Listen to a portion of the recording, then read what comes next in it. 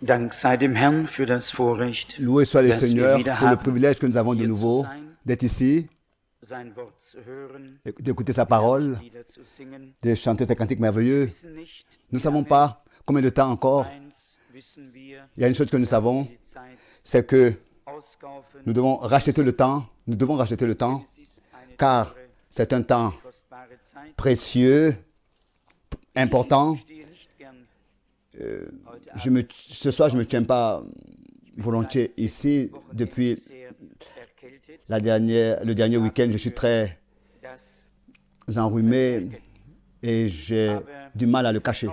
Mais dans la confiance au Seigneur, wollen wir es nous wagen devons oser, nous voulons oser zu verkündigen, de prêcher sa parole malgré tout et zu vertiefen. nous approfondir dans ce qu'il a révélé. Schon am Mittwochabend Déjà mercredi soir, je l'ai dit, für mich pour moi, das letzte Wochenende le dernier week-end mit Süddeutschland avec l'Allemagne du Sud, Salzbourg et Zurich, wieder de nouveau, ein reich gesegnetes Wochenende. ce week-end était un week-end richement béni. Nous avons vu que Dieu appelle à sortir encore des gens et qu'il sauve et qu'il secourt, qu'il aide. Das ist im Grunde genommen Et que en fait, der Kern c'est der Verkündigung, le noyau de la prédication de la parole de Dieu. dass Menschen Gott erleben Que und zum Herrn kommen.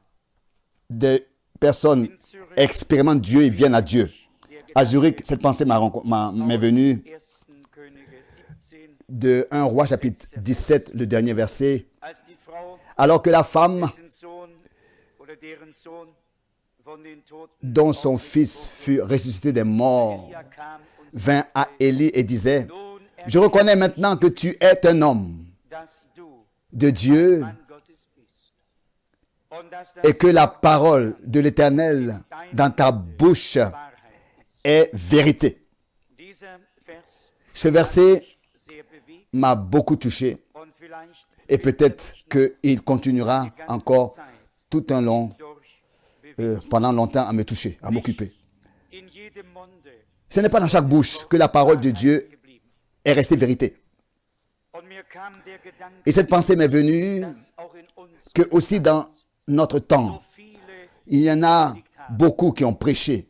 aber die Frage Mais la kommt question wirklich auf, est vraiment de se poser dans laquelle de ces bouches la parole de Dieu est restée une pure vérité, sans falsification, sans propre pensée.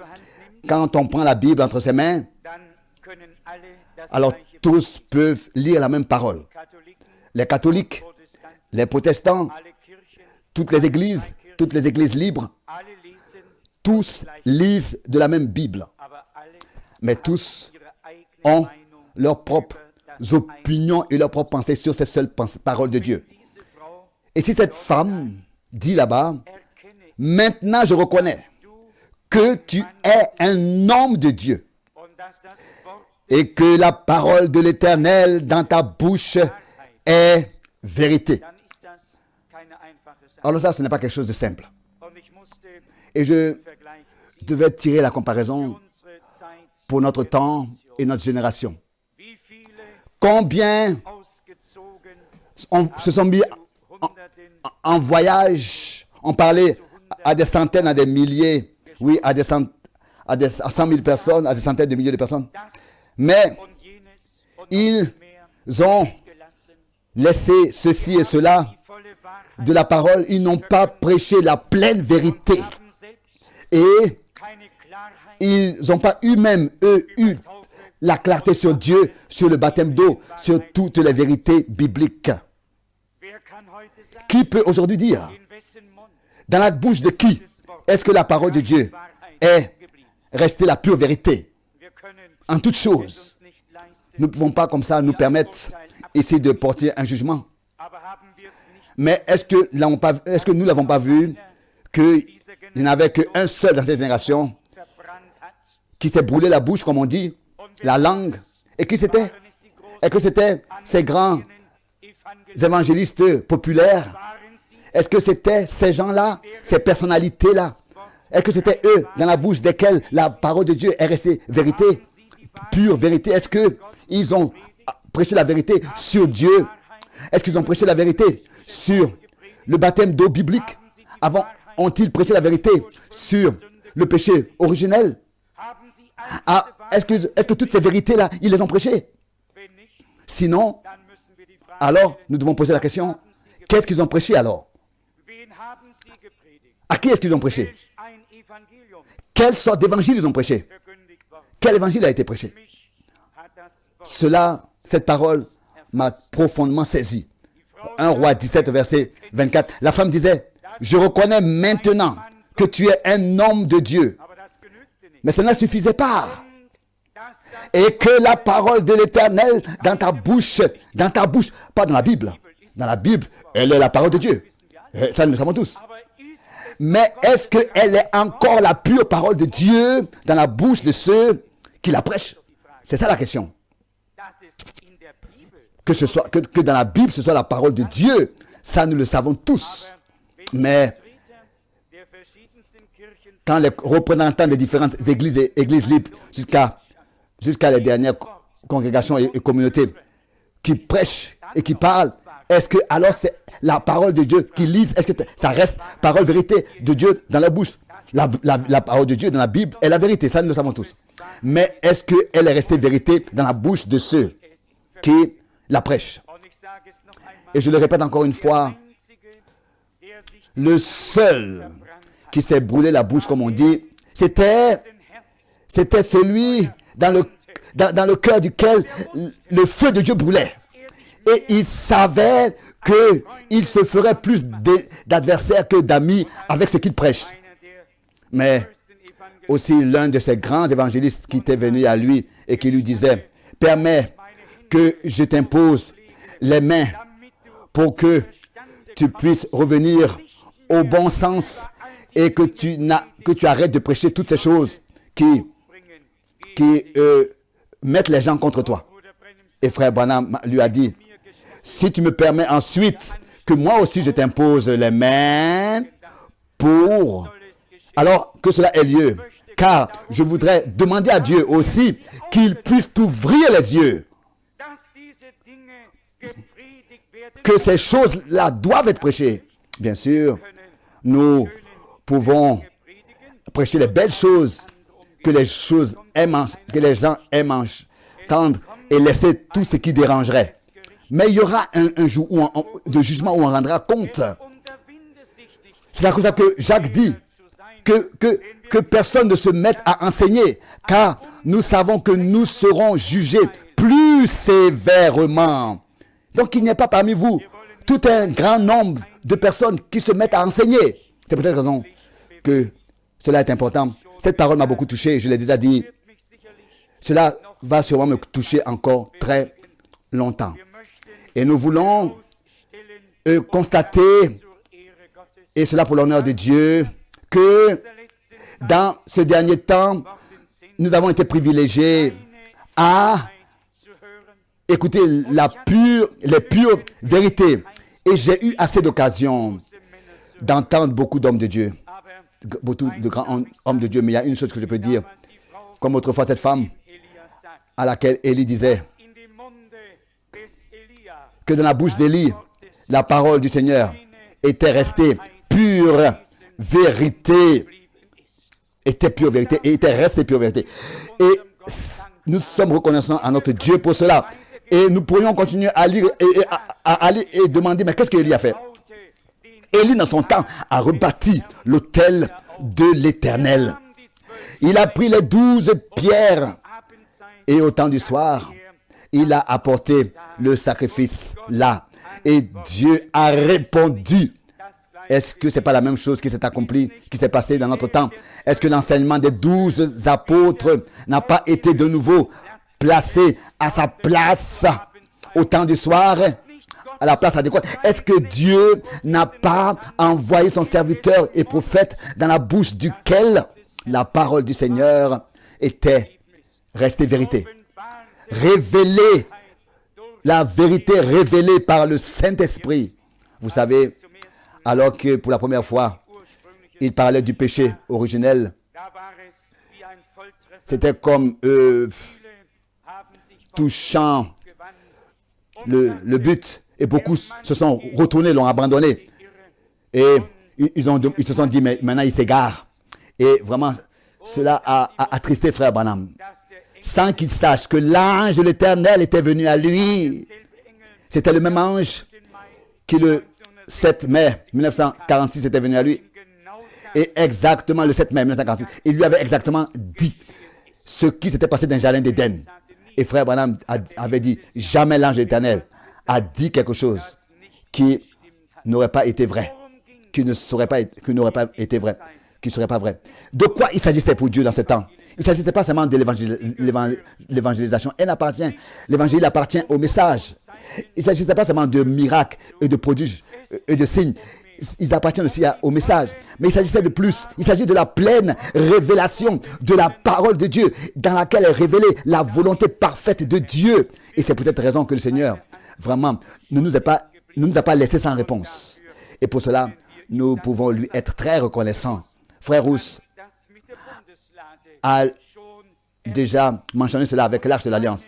Et je pense que nous ne pouvons pas non plus, comme ça, si rapidement, entendre parler de ces choses. Vous savez, passer là-dessus comme ça rapidement. Vous savez que même les Philistins ont été bénis alors que l'Arche de l'Alliance était venue, avait été apportée parmi eux.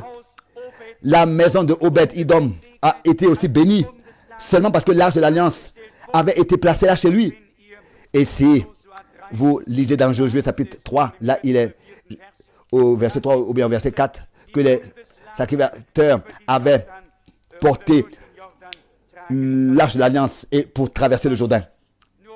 Ce n'était pas seulement la boîte en bois, mais la parole de Dieu dans cette boîte. Et souvent j'ai eu à le dire, nous en tant qu'hommes, nous sommes exactement comme tous les autres hommes aussi, formés de chair et de sang. Et cette arche de l'Alliance était dans une boîte en bois. Mais au moment où la parole de Dieu a été placée dans cette boîte en bois, c'était plus une boîte en bois, mais c'était une chose puissante de Dieu. À cause de la parole de Dieu qui était en elle. Et c'est la même chose avec nous. Nous sommes des hommes ordinaires, mais au moment où la parole de Dieu est dans notre cœur, révélée par le Saint-Esprit, alors nous ne sommes plus un homme ordinaire. Nous devenons des fils et des filles de Dieu. Des personnes en qui Dieu lui-même s'est révélé. En lesquelles il a pu placer sa parole, révéler sa parole, la vivifier. On pourrait encore s'approfondir dans cette pensée, mais je voudrais commencer avec la prédication de frère Branham. Continuez plutôt. Vous savez que Dieu l'a utilisé pour nous parler. Et je voudrais que la parole révélée reste dans ma bouche pure vérité. Malheur à moi, si ce n'est pas ainsi. Malheur à moi, au jour du jugement. Si la parole révélée de Dieu n'est pas restée une vérité absolue dans ma bouche, alors, devant Dieu, je vais devoir rendre compte. D'un autre côté, nous savons très exactement que déjà, dans le christianisme primitif, même Jésus a été prêché d'une autre manière, et aussi l'évangile. Ce n'était plus comme les apôtres l'avaient prêché au début. Vous pouvez seulement lire dans 2 Corinthiens, chapitre 11. Vous savez, vous avez besoin ici de lire dans 2 Corinthiens 11, à partir du verset 4.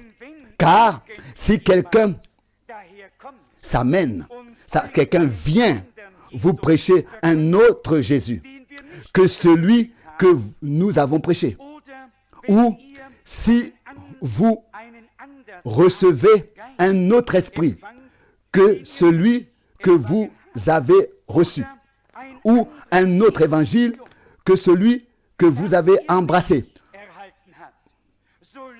Vous le supportez fort bien, n'est-ce pas? Ils étaient assis là et pensaient, oh, l'évangile est prêché. Et peut-être même qu'ils ont ouvert leur bouche, leurs oreilles et tout le reste. Et l'homme de Dieu a discerné la chose et savait que beaucoup se sont mis en voyage sans avoir été envoyés par Dieu. Et il savait qu'ils n'ont plus prêcher l'évangile en tant qu'évangile de Jésus-Christ, en tant qu'évangile de Dieu, mais en tant que leur propre évangile. Est-ce que ce n'est pas le constat aujourd'hui, dans ce temps? Est-ce que ce n'est pas la même chose qui s'est passée? Et je fais avec exprès de citer seulement des noms qui en général existent. Qu'est-ce qui devrait se passer avec tous les frères, et je m'inclus à leur nombre,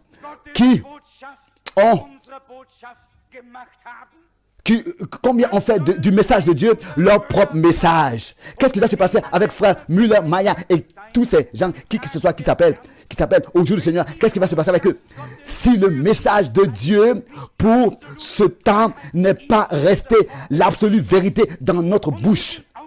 Et nous sommes allés en voyage et nous avons du message de Dieu, nous l'avons fait devenir notre propre message. Il n'est plus resté dans sa forme originale. Comment est-ce que nous pourrons survenir devant Dieu? Et Paul dit, et vous le supportez fort bien. Vous le supportez. Ils étaient dans le spirituel, mais ils n'ont pas discerné la chose. Et ces trois choses-là vont toujours ensemble. Un autre Jésus n'est pas prêché de la manière biblique, et ensuite, c'est un autre esprit qui influence ces gens et motive ces gens à prêcher l'évangile pas comme Paul l'a prêché. Et la même chose se répète jusqu'à la fin. Paul a, n'est-ce pas, aux épîtres aussi aux Galatiens l'a exprimé, alors qu'il entreprenait le voyage à Jérusalem, et cela sous un mandat du Seigneur. Nous lisons ici dans Galates chapitre 2, ici il est écrit directement au verset 3 peut-être. Galates chapitre 2, j'ai cherché plus que c'était nécessaire. Ici Galates 2, à partir du verset 4. Non, je veux bien sauter ce verset. Disons, commençons plutôt avec le verset 5. Le reste, que Dieu lui-même puisse s'en occuper. Le verset 4, que Dieu puisse s'en occuper. Disons verset 5. Nous ne leur cédâmes pas un instant.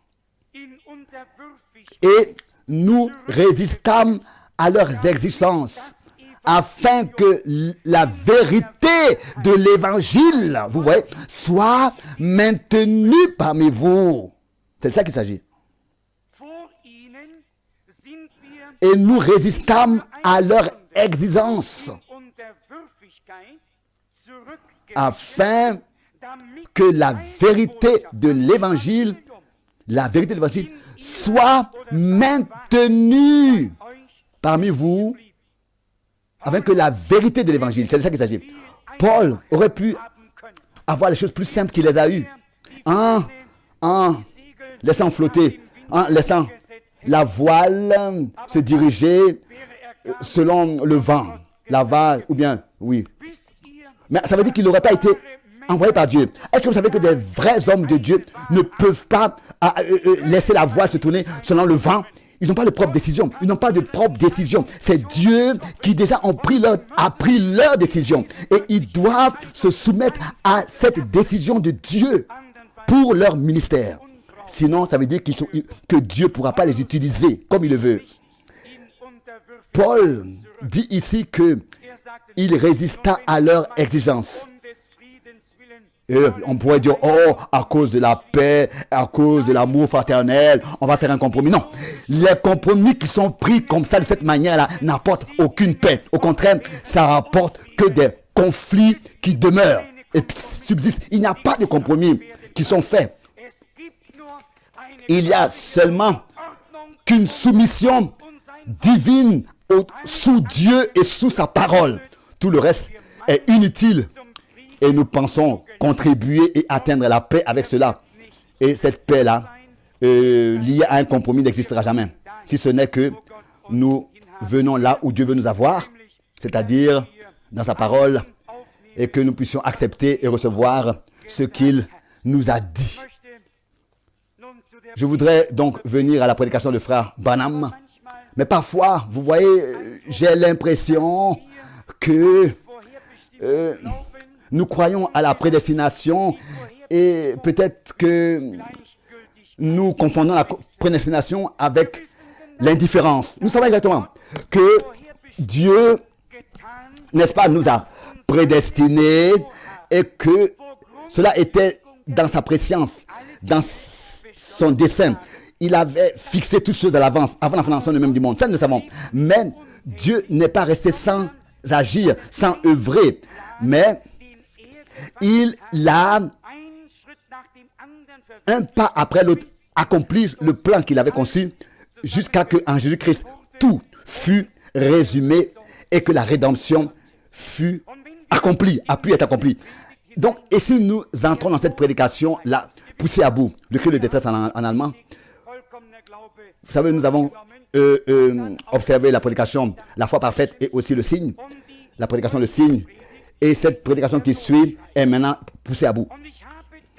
Et réellement, parfois, j'ai l'impression que nous pensons que la prédestination de Dieu, donc, nous sommes prédestination, ça veut dire que celui qui doit être croyant va croire, celui qui doit être sauvé va être sauvé. Alors, nous pouvons même calculer ce qui va se passer.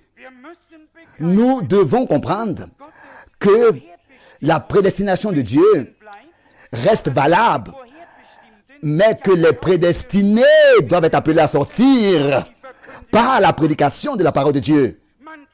On ne peut pas dire, mentionner Branham et Paul et ces hommes de Dieu n'ont pas pu s'asseoir et dire, oh, nous croisons les bras, nous croyons à la prédestination. Donc Dieu, de toute façon, ceux qui doivent croire vont croire, ceux qui doivent être sauvés seront sauvés, et ceux qui doivent écouter vont écouter. Non, mais quand le temps fut arrivé pour Jean, il a commencé à prêcher la parole. Jean-Baptiste, quand le temps fut pour notre Seigneur arrivé, il a commencé à prêcher la parole. Quand le temps fut arrivé pour les apôtres, ils ont commencé à prêcher la parole. Et Paul disait dans Romains 10, comment devront-ils écouter sans un prédicateur, sans que quelqu'un ne leur ait pas envoyé? Donc, il faut que quelqu'un soit envoyé, car la foi vient de ce qu'on entend, de la prédication, et la prédication vient de la parole de Dieu. Et c'est seulement après cela que la parole de Dieu devient une réalité. Alors c'est après cela que la parole de Dieu devient une réalité. Vous savez que tous les prophètes ont parlé de Christ. Ainsi, toute la parole de Dieu ensuite est devenue chair et a été manifestée ici sur cette terre. Les prophètes ont annoncé le salut, la grâce. Et c'est en Christ Jésus que la grâce et le salut nous est apparu. Ils ont prêché la vérité. Et c'est en Christ que la vérité est devenue une réalité. Il pouvait dire, je suis le chemin, la vérité et la vie. Bon, dans cette prédication, le signe. Tous, nous sommes adressés de manière très sérieuse. Et ça, il y a 14 jours, nous avons traité cette prédication. Dans cette prédication, ensuite, maintenant, poussée à bout, nous sommes encore plus adressés la parole par Dieu lui-même. Et cela semble que le Seigneur lui-même se place, se tient de travers. Il se tient sur notre chemin. Il ne veut plus permettre quoi que ce soit. Parce qu'il veut nous préparer. S'il ne se souciait pas de toi et de moi, il nous laisserait faire ce qu'on veut. Et il dirait, oh, continuez seulement à marcher, à vivre. Mais parce que il se soucie de nous, il ne peut pas, impossible, il ne peut pas nous laisser aller comme on veut. Parce que ainsi, nous n'atteindrons pas le but. Ici, à la page 3, dans cette prédication, nous lisons, maintenant je m'adresse à ceux qui écouteront les bandes. Et j'aimerais que ceux qui l'enregistrent, le message de ce matin, le message de ce matin était le point culminant, le sommet de mon ministère. À cela, il se réfère à la prédication, le signe qu'il avait prêché le matin du même jour. Et dans la prédication, le signe, nous avons constaté quelle qu'est-ce que était le centre, le noyau? Qu'est-ce qui était en fait la chose même dans sa réalité? C'est-à-dire que Dieu était en Christ, a été manifesté, révélé en Christ, et que maintenant, Christ, en tant qu'agneau de Dieu, a versé son sang sur la croix à Golgotha, pour que son esprit et sa vie puissent revenir sur le troupeau racheté par son sang. Et frère Branham a, n'est-ce pas, il s'est étalé là-dessus, le rachat qui a eu lieu sur la croix à Golgotha. Donc il s'est étalé pour montrer que les sacrifices de l'Ancien Testament ne pouvaient pas suffire, parce que c'était le sang d'animaux, et que dans ce sang, il n'y avait pas la vie qui pouvait revenir sur l'adorateur, la vie de Dieu. Mais c'est en Christ Jésus que Dieu lui-même a été révélé et manifesté. C'est pour ça que le sang qui a coulé était le sang de Dieu. La vie de Dieu a été libérée pour revenir sur nous, qui ont été rachetés par l'œuvre de la rédemption à Golgotha, par l'effusion du Saint-Esprit, revenir sur nous par le baptême du Saint-Esprit. Ça, c'était le centre de toute la prédication, de laquelle frère Branham ici disait qu'elle était le sommet de son ministère.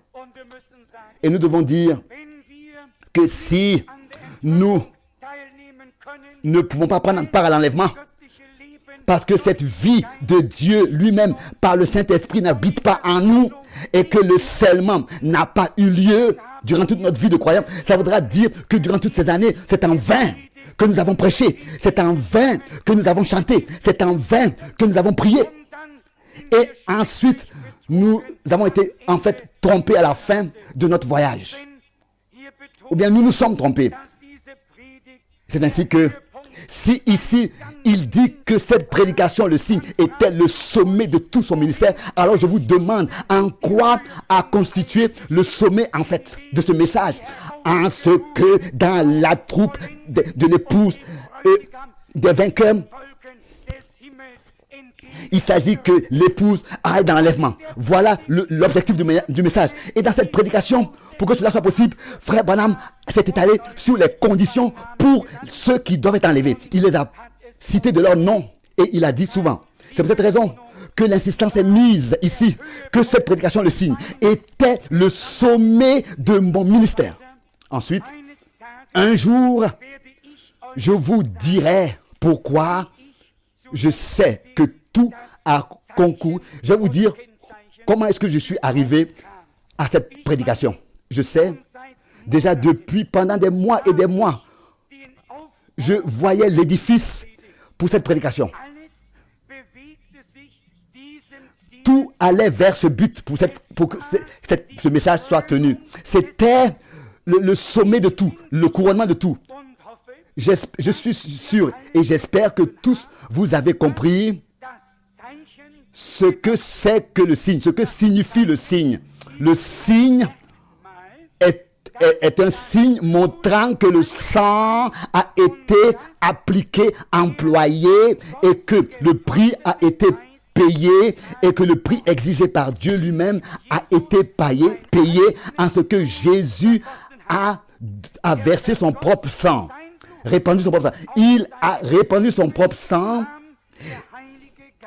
et sur sa vie vint le Saint-Esprit. Donc si le sang ensuite a fait son œuvre en vous, alors de la même manière le Saint-Esprit vient sur vous en tant que le signe que le prix, manifestant que le prix a été payé pour vous et que Dieu vous a agréé.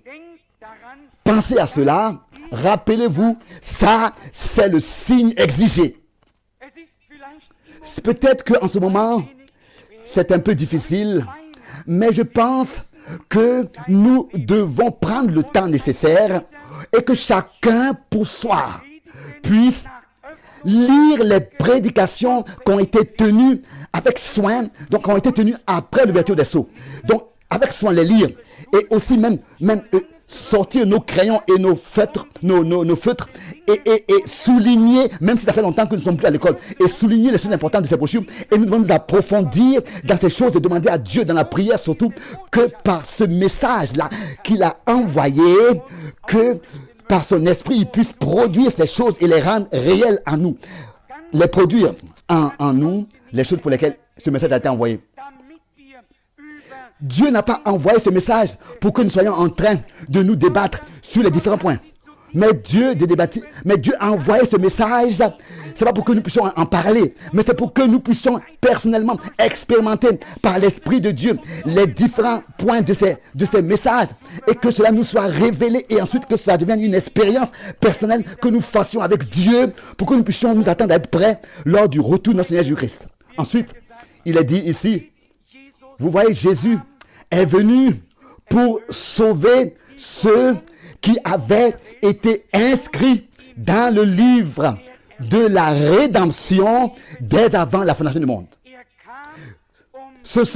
Il est venu pour sauver ceux-là. Qui sont-ils? Je ne sais pas. Nous faisons que prêcher. Nous prêchons à tous. Mais celui qui croit, c'est à lui, c'est pour lui que cela est déterminé. Nous prêchons à tous. Mais celui qui croit, c'est pour celui-là que ces choses sont déterminées.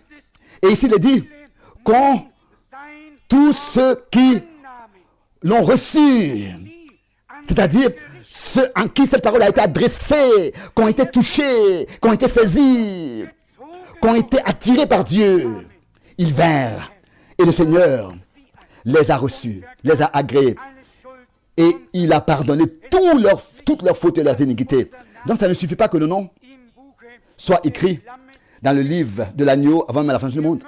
Nous devons être appelés à sortir et nous devons être sortis en tant que ceux qui ont été rachetés, en tant que le troupeau racheté par le sang de l'agneau. Et nous devons porter réellement dans notre cœur la vie de Dieu lui-même qui était en Jésus-Christ, le Fils de Dieu. Les Saintes Écritures disent, tel que Adam tous meurent, c'est ainsi que en Christ tous reviennent à la vie.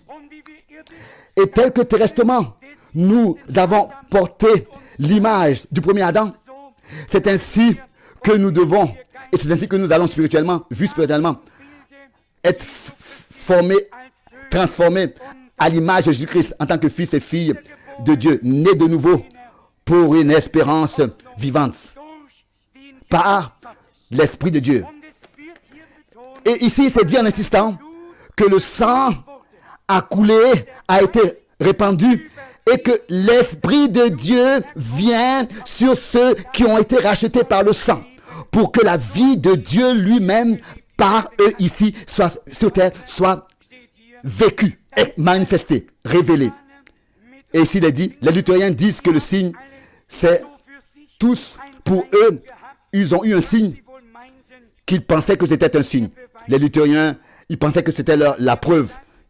Et ils disent ici, les luthériens disent que le signe, c'est accepter la parole, c'est accepter Jésus comme son sauveur personnel. Les méthodistes disent, quand vous devenez heureux au point de vous mettre à pousser des cris, alors vous avez le signe. Les pentecôtistes disent, c'est le parler en langue, c'est ça le signe. Nous voyons que ça ne suffit pas. Le signe, c'est Christ lui-même. C'est-à-dire que vous êtes devenu une seule personne avec lui dans un corps.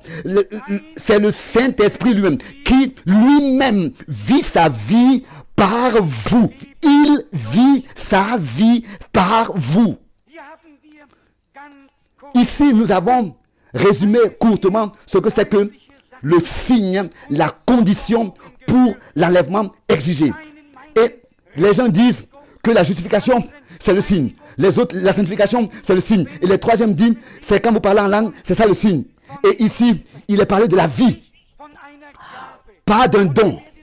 Et vous allez voir que les dons ne sont pas ici rabaissés, sous-estimés, mais en fait mis à leur place, placés à leur place.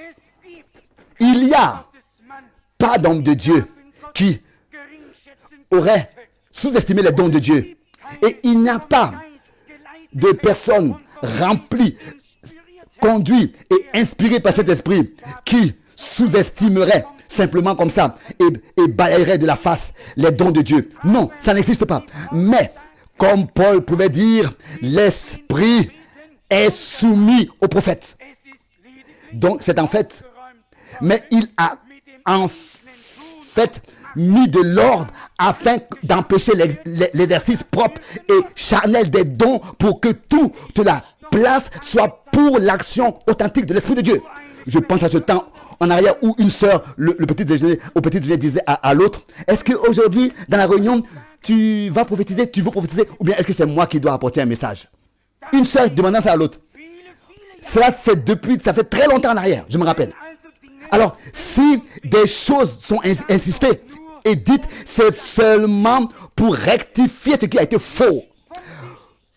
Pas pour le balayer de la table. Sûrement pas.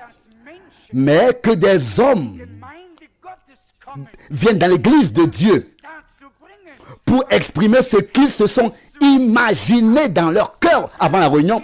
L'église du Dieu vivant n'est pas là pour des choses charnelles ainsi. Et c'est pour cette raison que c'est trop dommage de permettre ces choses. Mais le Saint-Esprit, c'est trop dommage. Mais on ne doit pas permettre ces choses. Ce que je viens de mentionner, ça fait très longtemps, 30 ans en arrière. Et si beaucoup de choses ont changé aujourd'hui, je ne sais pas. Mais le Saint-Esprit insiste là-dessus. Mais il y a une chose que je sais, c'est que Dieu, par ce messager, a compris que chaque ministère, chaque don, chaque fruit de l'Esprit, que par la grâce de Dieu, Dieu veut qu'on place les choses à leur place pour que Dieu lui puisse prendre sa place. Et sa place est la première place dans ta vie et dans ma vie. Et particulièrement dans la vie de l'Église. Et ça signifie donc que vous êtes unis avec Christ et devenu une seule personne dans un corps avec lui. Vous voyez, c'est le Saint-Esprit lui-même. Sa vie lui-même en vous. Il vit lui-même sa vie par vous. C'est ça le signe exigé. Seulement le juge, le Dieu du ciel, pouvait devenir le sacrifice. Et pour que ce sacrifice fût parfait, le juge lui-même, le Dieu du ciel, devint le sacrifice. Le juge, le jury et l'avocat. Il devint tout ça. Comprenez-vous cela? Il devint lui-même le sacrifice. Et quand la vie qui était Dieu s'en alla sorti de lui, la parole nous dit ce qui arrive. Je leur donnerai la vie éternelle. Dans le texte grec, je parle maintenant aux érudits.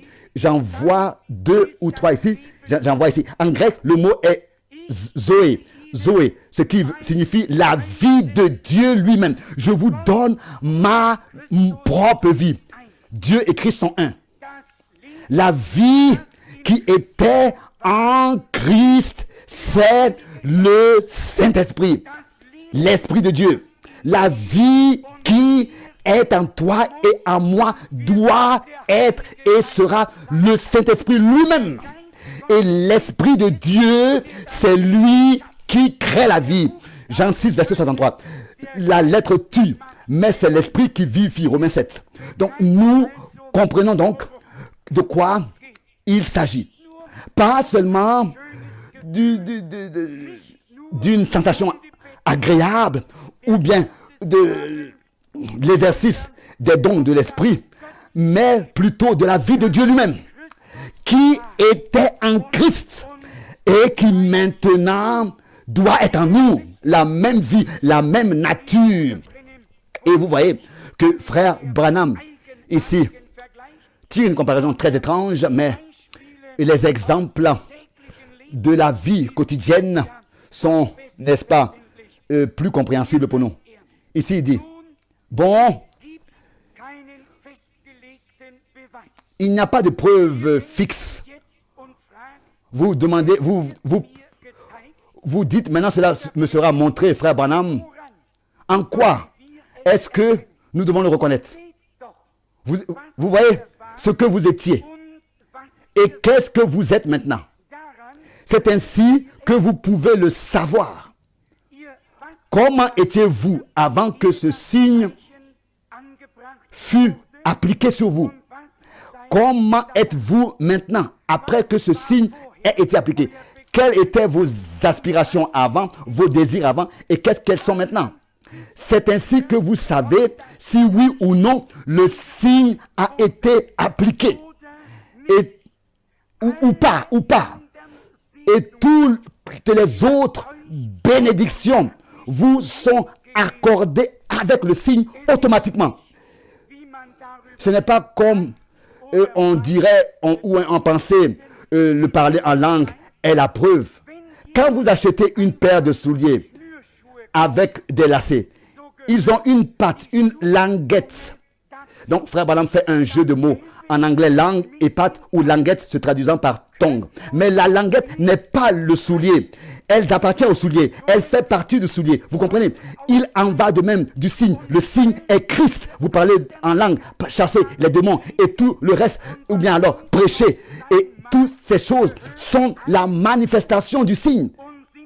Mais, et ce sont des preuves, c'est vrai. Mais ce sont des dons. Ce n'est pas la chose elle-même.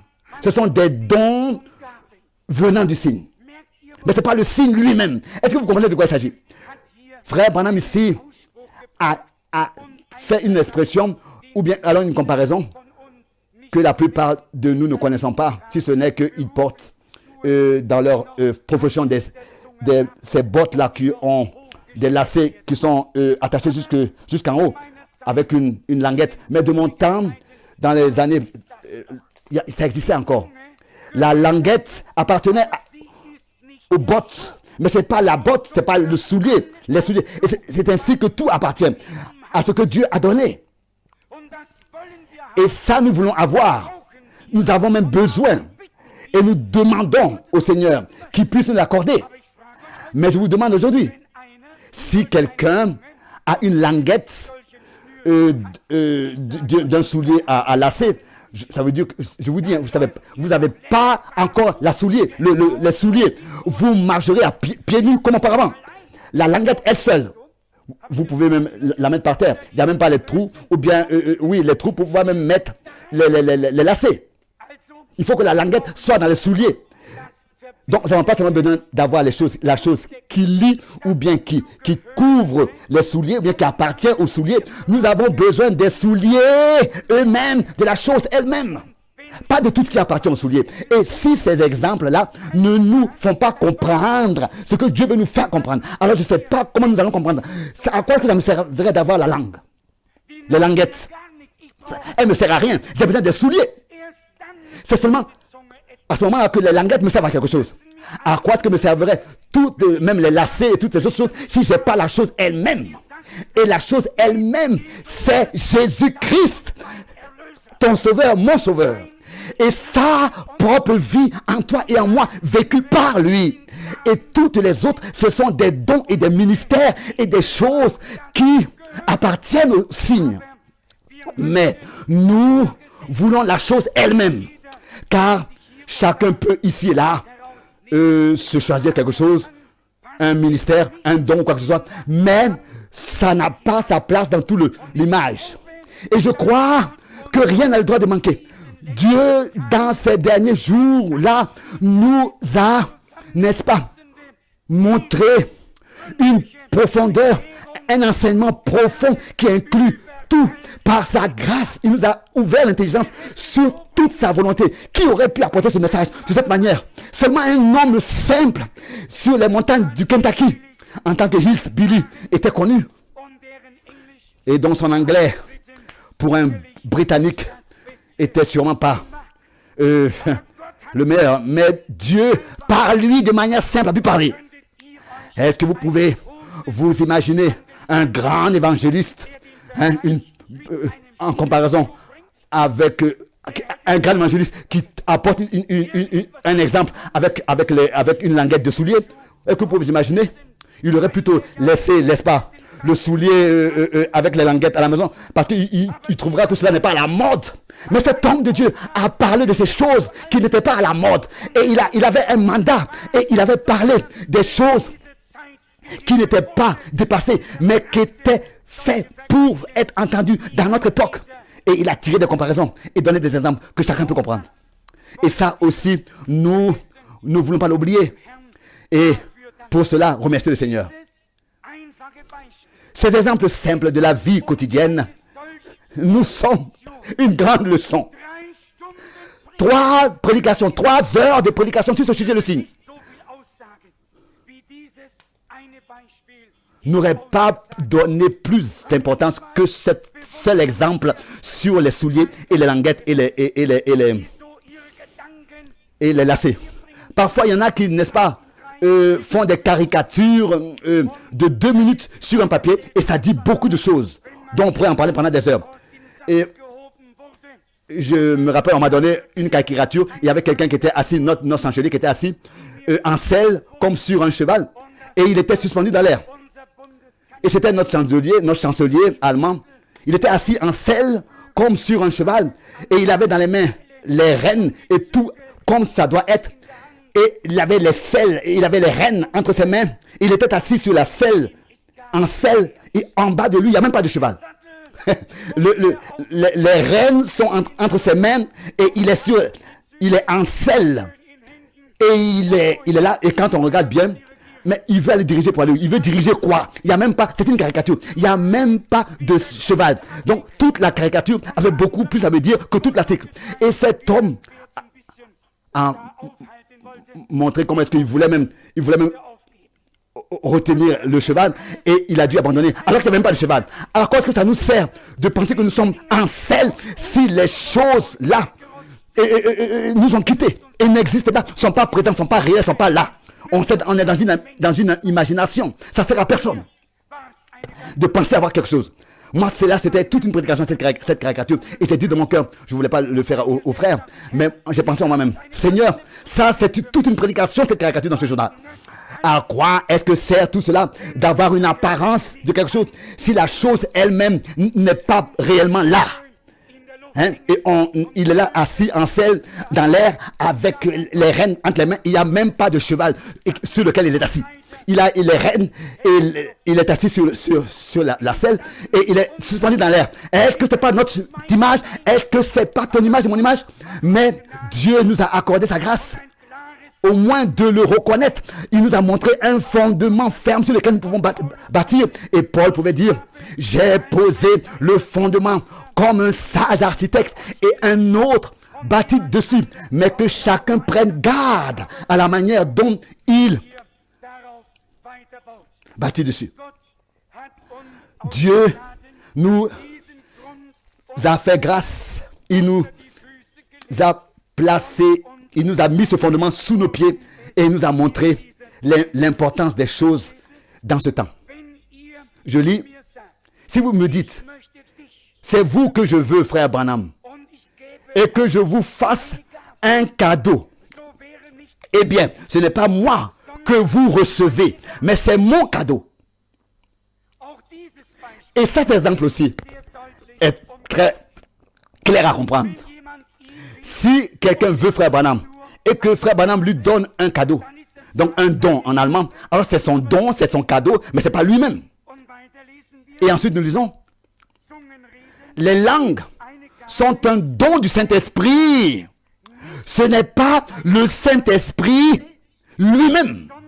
C'est un don du Saint-Esprit. Et ça aussi, nous devons comprendre ces choses. Nous avons besoin du Saint-Esprit. Et si nous avons reçu le Saint-Esprit, comme nos frères l'ont reçu au commencement, alors sera manifesté ce qui a été manifesté parmi ceux qui ont reçu le Saint-Esprit au commencement.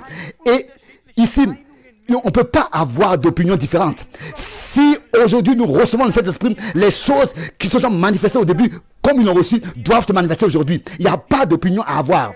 Et nous allons pouvoir être des gens que Dieu peut utiliser aujourd'hui.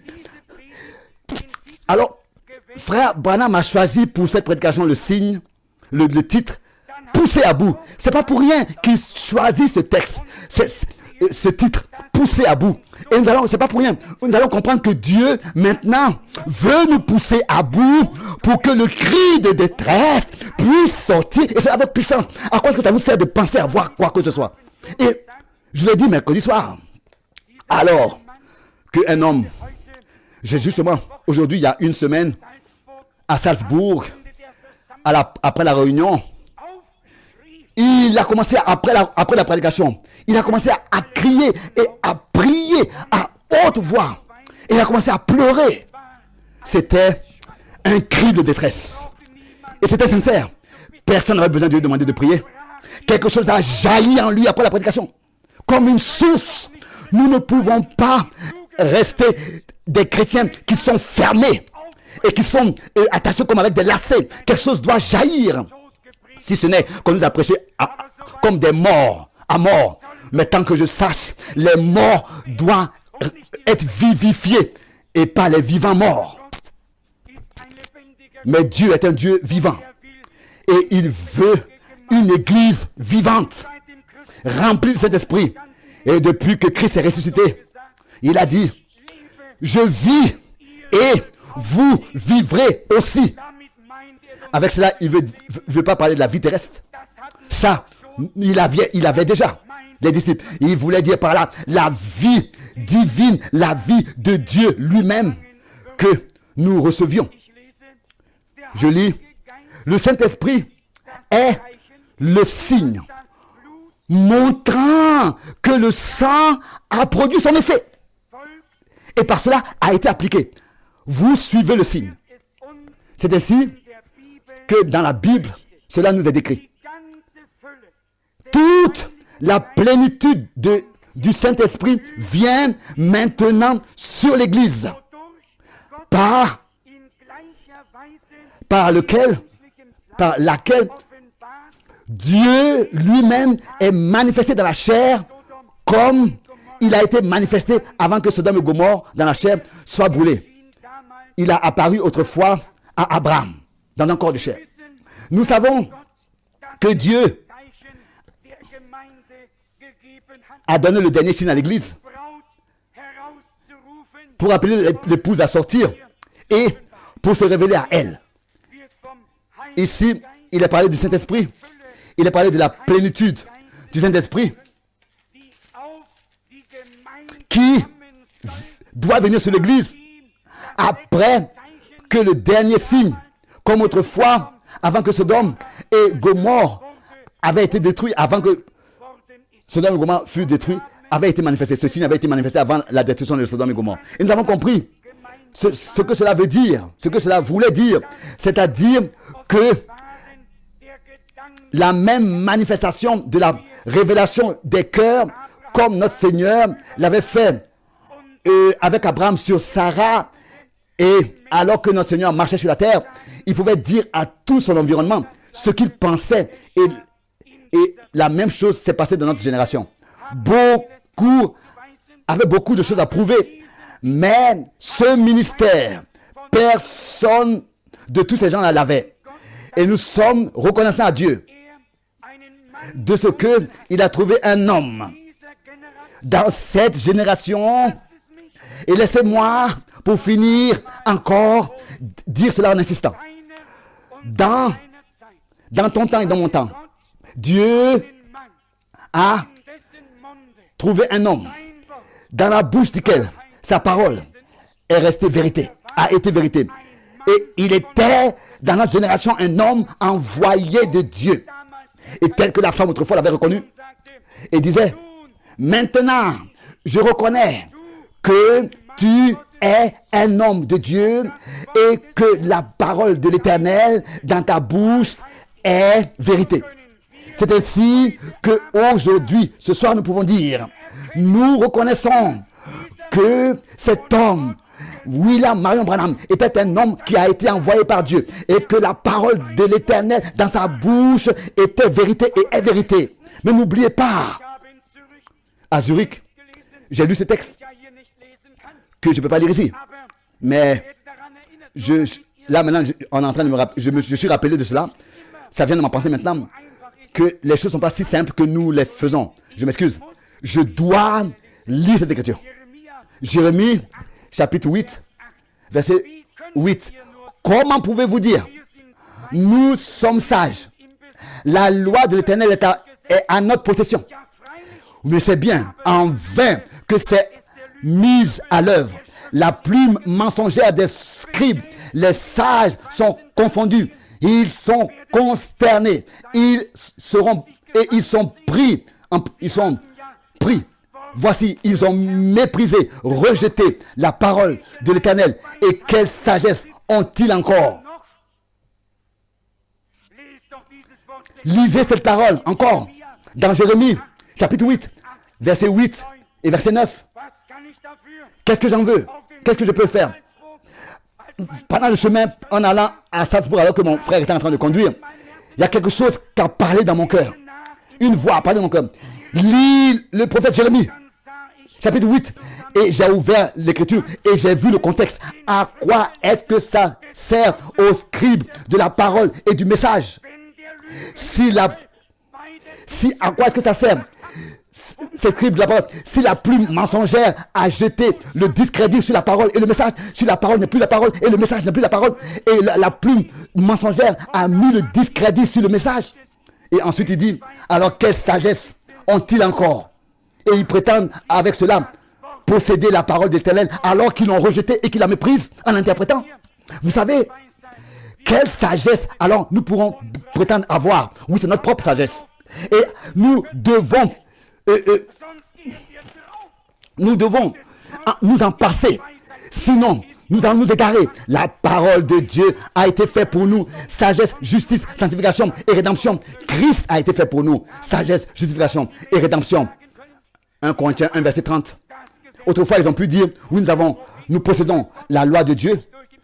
Jérémie 8, verset 8, est-ce qu'ils ont dit? Oui, nous possédons la loi de Dieu. Oui, il dit, mais sûrement. Mais la plume mensongère des scribes, les sages sont confondus.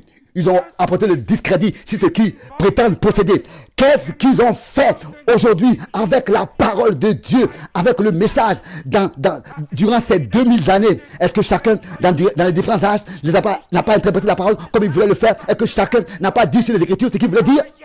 Mais maintenant, il s'agit de revenir à le ainsi dit le Seigneur de la parole de Dieu. Parce que Dieu nous envoie un prophète. Et nous passons des livres des scribes et pharisiens. Parce que leur plume de sagesse, de mensonge entre les mains, ils ont apporté le mensonge. Ici, la Bible est la vraie parole de Dieu. Et le ciel et la terre passeront. Mais cette parole demeure éternellement. Laissez-moi ici pour finir dire la chose suivante. Pas que je me joins à cela. Pas que nous nous soyons rendus coupables avec la parole de Dieu révélée. Et d'avoir fait la même chose et d'avoir interprété comme les autres. Il y a assez de scribes dans ce message. Mais la question est la suivante. Est-ce que la parole de Dieu, telle qu'elle a été révélée, fraîche du trône de Dieu, est-ce qu'elle est restée vérité encore dans leur bouche? Ou bien est-ce que par les interprétations, ils ont apporté le discrédit sur le message et sur la parole de Dieu partout? Et c'est-à-dire avec dans leur propre concept, selon leur propre sagesse. Et cette sagesse est une folie aux yeux de Dieu. Et le Seigneur pouvait dire ici, après qu'ils ont rejeté la parole, quelle sagesse ont-ils encore après qu'il est méprisé par leur interprétation et leur mensonge et leur plume mensongère? Et je l'ai dit aussi dimanche à Zurich. C'est exactement comme dans le jardin d'Éden, après que Dieu avait parlé. Et exactement que il avait su ce qui avait été dit. Il y a quelqu'un qui est venu et qui a dit, mais écoute, les yeux vous seront ouverts. Est-ce que Dieu a réellement dit, vous serez, vos yeux s'ouvriront et vous aurez de la connaissance? Qu'est-ce que c'était? La parole de Dieu a seulement un peu été présentée différemment qu'au commencement. Et déjà, la chute a eu lieu. Est-ce que c'est différent aujourd'hui? Combien souvent on dit, oh, si vous saviez toutes ces choses qui ne sont pas encore révélées, oh, alors vos yeux s'ouvriraient. Moi, je peux m'en passer. Mes yeux se sont déjà ouverts. Et cela me suffit. Mes yeux sont déjà ouverts. Je veux demeurer dans la parole de Dieu révélée dans ma vie et jusqu'à ma mort, jusqu'à ce que je voie la face de Dieu. Mais c'est le même langage. Est-ce que Dieu aurait dit, et je dois le dire, après que j'avais fini avec la prédication à Zurich et que presque tout le monde avait quitté la salle, peut-être, il y avait encore peut-être 20 personnes qui étaient là. Il y a une chère sœur qui est venue et qui a dit, frère Franck, tu n'as pas pu savoir que ce grand frère qui est là-bas, qui se tient là-bas, moi et la sœur telle et telle, dans le train, il nous a adressé la parole et il nous a dit les mêmes mots que tu as dit, les mêmes paroles que tu as dit. Oh, si vous saviez tous ces mystères qui ont été révélés. J'ai dit, sœur, est-ce que c'est vrai? C'est ce qu'il vous a dit. Et puis elle a dit, mais est-ce que tu le connais? Est-ce que tu connais ce frère? Vous voyez, nous vivons dans un temps très sérieux. Et tout cela était dans le paradis. C'était pas quelque part dans le désert. C'était tout dans le paradis que cela s'est passé. La séduction, la séduction. Vous serez sages, vos yeux vont s'ouvrir et vous aurez de la connaissance. À quoi est-ce que me sert de la sagesse et des yeux qui s'ouvrent si je suis mort et si je suis perdu et séparé de Dieu par l'interprétation? La sagesse humaine est une terrestre, que vous le savez. Vous pouvez le lire dans Jacques chapitre 3. La sagesse humaine est terrestre, charnelle et diabolique. Vous pouvez le lire dans Jacques chapitre 3. Verset 15, je crois que j'avais fini, mais maintenant je dois lire cela. Jacques 3, verset 17, peut-être encore. La sagesse, d'en haut, en premièrement, elle est pure, ensuite pacifique. Jacques 3, verset 17. Modérée, conciliante, pleine de miséricorde et de bons fruits. Exemple de discipline, d'hypocrisie. Le fruit, non, un moment. Non, j'ai oublié quelque chose. Ça doit être le verset avant, le verset 17. Le verset 15 sûrement, ou bien le verset 13. Mais si vous avez, le verset 14, dans votre cœur un zèle amer et un esprit de dispute, ne vous glorifiez pas et ne mentez pas contre la vérité. Cette sagesse n'est point celle qui vient d'en haut, mais elle est terrestre, et parce qu'elle est terrestre, elle est charnelle, et parce qu'elle est charnelle, elle est diabolique. Jacques chapitre 3, ici, on devrait lire, oui, les derniers versets du verset 13 jusqu'au verset 18. La chose est à prendre au sérieux, et ce n'est pas si simple que ça, comme nous l'imaginons. Et personne ne devrait penser être maître dans les Écritures. Mais nous sommes de tout notre cœur reconnaissants à Dieu de ce qu'il a parlé. Et nous voulons que ce qui a été prêché, nous voulons le laisser dans le contexte dans lequel ça a été prêché. C'est très important. Vous n'allez jamais me voir venir avec une pile de prédications de Frère Branham, avec de brochures, et commencer à lire une déclaration ici, une déclaration. Nous laissons les citations, les déclarations dans la brochure dans laquelle elle a été tenue et dans le contexte. Et c'est par cela que tous nous serons richement bénis, tant que nous le faisons. Que le Seigneur soit avec vous tous. Et qu'il puisse produire l'effet en toi et en moi, vraiment, et exécuter sa volonté. Produire l'effet pour lequel sa parole révélée dans notre temps a été envoyée. Celui qui connaît toutes ces interprétations, vous n'avez pas encore besoin de les mentionner. Ça suffit. Dieu n'a pas d'interprétation. Il a sa parole révélée. Et c'est pour cela que nous lui en sommes reconnaissants. Et nous pouvons nous passer de toutes les autres choses. Vraiment. Louer et exalter. Soit son merveilleux nom et saint nom. Amen. Levons-nous pour la prière.